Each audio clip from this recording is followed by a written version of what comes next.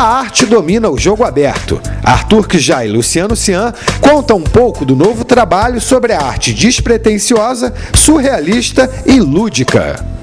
Então, meninos, essas imagens são tão inusitadas e assim que você olha tem a imediata compreensão do que é, o que significa a figura tratada na exposição.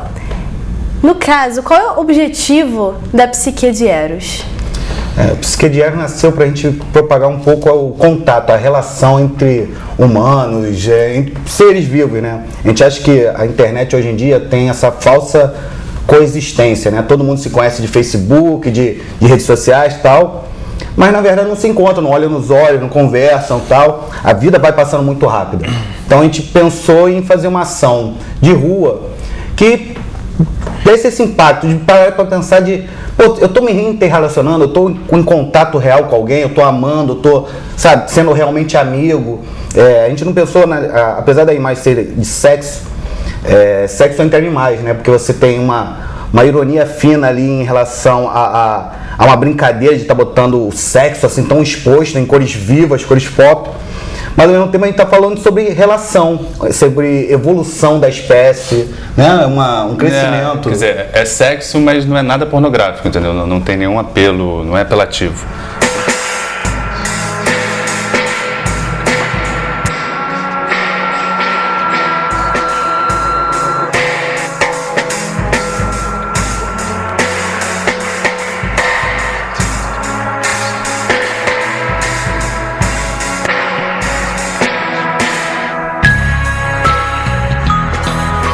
E na verdade surgiu lá no Parque Lage, uma exposição que a gente ia fazer lá, enfim, que a gente começou a questionar essa coisa de relação que tem hoje em dia, porque a gente sempre fez coisas mais assim, um pouco mais político e tal, e aí dessa vez a gente falou, cara, vamos falar desse assunto. Então a gente desenvolveu uma obra que era até via Twitter, mas por uma série de motivos não aconteceu, a gente continuou com isso na cabeça e aí acabou que o Psique de Eros meio que foi uma tradução disso para outra mídia, porque essa daí usa painel de LED, Twitter, outras coisas. Normalmente o Fuso Coletivo, a gente tem, a nossa preocupação maior é o conceito que a gente está buscando passar, né? A mensagem, um pensamento maior do que só a estética. E acaba que de vez em quando esse pensamento a gente adapta para uma escultura, uma arte urbana. Nosso projeto é de arte contemporânea, a gente passa em todas as mídias, né? Tirando o vídeo que já está na nossa lista para daqui a pouco, a gente busca muito mais o conteúdo do que a forma. A forma vai nascendo conforme a oportunidade, seja de ideia, de repente a gente faz algum trabalho que os dois, a gente ainda trabalha com design. Então, de repente, a gente tem um contato com algum tipo de material, alguma coisa, uma ideia inusitada que a gente leva, que serve de faísca para expor essa ideia, né? Para incendiar essa coisa. No caso da arte urbana foi a gente estar pensando em materiais, papéis, vendo muita coisa na rua, a gente tem que, se a mídia sufoca a gente na rua, né? Vem invadindo a gente, passando mensagem, vamos nós passar uma mensagem também de impacto, mas uma mensagem mais relacionada aos seres humanos, né? E vocês fizeram algum trabalho assim de ficar, tipo assim, ficar olhando, esperando para ver qual seria a reação das pessoas, um trabalho mais empírico, assim, de ficar aquela análise, assim, ver o que as pessoas iam achar, o que iam falar, se iam achar diferente? A gente sempre faz isso, assim, quer dizer, no Psique a gente colava, depois esperava ver as reações, assim, que foi super bacana, porque ninguém se mostrou assim agredido, mas a gente já teve outras coisas. A gente fez uma intervenção no metrô aqui do Rio, que também não foi oficial, não foi autorizada, mas a gente trocava aquele painel que tem as estações, a gente trocava por um painel que tinha algumas palavras, algumas estações estavam trocadas os nomes. Tipo, onde estava lá com Machado, a gente botou Agonia, por exemplo. E aí, quando a gente fez isso, as pessoas dentro do metrô olharam pra gente com uma cara bem... Porque ficou muito, assim, pensam que é vandalismo, assim, mas é óbvio que existe uma placa do outro lado, então ninguém vai se perder por causa disso. Não, e é interessante quando eles veem a gente mexendo, eles têm essa percepção de vandalismo, mas depois que eles param em frente, começam a ler, começam a perceber, assim, a gente usa sempre a reação do outro na nossa arte, sabe? A reação do outro está sempre dentro da nossa arte. Então, quando eles param e analisam ali e veem, caraca, tipo, a gente toca uma estação por rotina. O cara para, caraca, eu realmente tenho uma rotina e não percebo a minha existência. Então, é desse fato que eu queria, assim, por fato da gente ser sempre a rotina, entra no metrô, tá sempre a placa igual, não sei o quê. E tirou essa zona de conforto que a pessoa tem durante todo o dia. Eu queria saber se demorou para as pessoas terem essa reação, porque às vezes você entra no metrô, olha pro chão, olha para as pessoas, olha pro chão, olha para a porta, fica naquela expectativa de chegar até sua estação.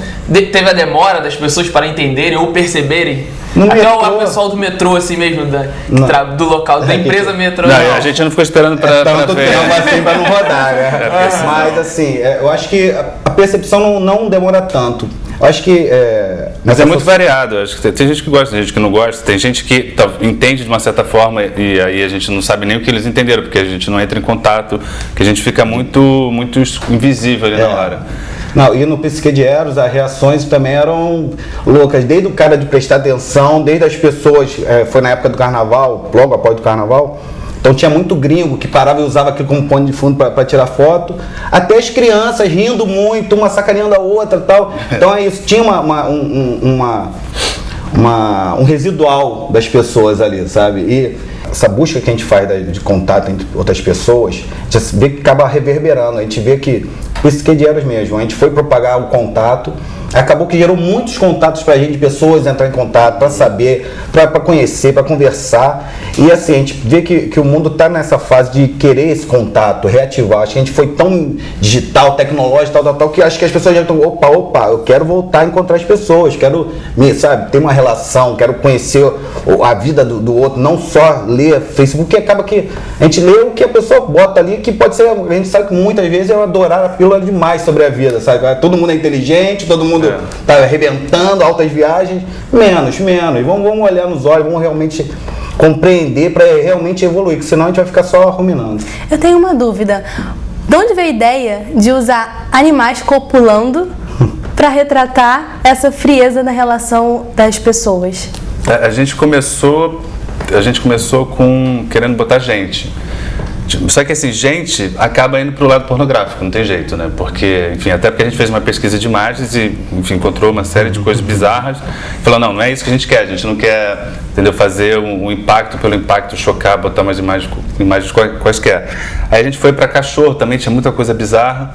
Aí a gente acha que, por algum motivo, provavelmente durante a pesquisa, apareceu um bicho, apareceu outro, fala, cara, e bicho... Bicho, você não vê sexo, você não vê cor, você não vê... E você não vê pornografia. Então, assim, passa a mensagem de uma forma mais light. Acho que a gente entrou com uma pesquisa de animais, foi separando os que tinham a imagem não fosse também muito pesada, entendeu? A gente procurou essa leveza para não ficar apelativo. Até mesmo a inter-relação de personagens, né? A Joaninha, o elefante, né? Acho que tem uma coisa subliminar ainda aí amarrada, entendeu? A gente acaba que, como eu falei, a gente busca muito pensamento acima de tudo. E de vez em quando a gente entra até em subníveis que nem a gente percebe, mas acaba expondo na hora que transforma em arte. E aí a gente acha que isso que é arte, né? Um trabalho que tem várias camadas de leitura, não apenas uma ilustração ou um desenho e tal. E vocês receberam um convite para estar na Expo Genebra, né?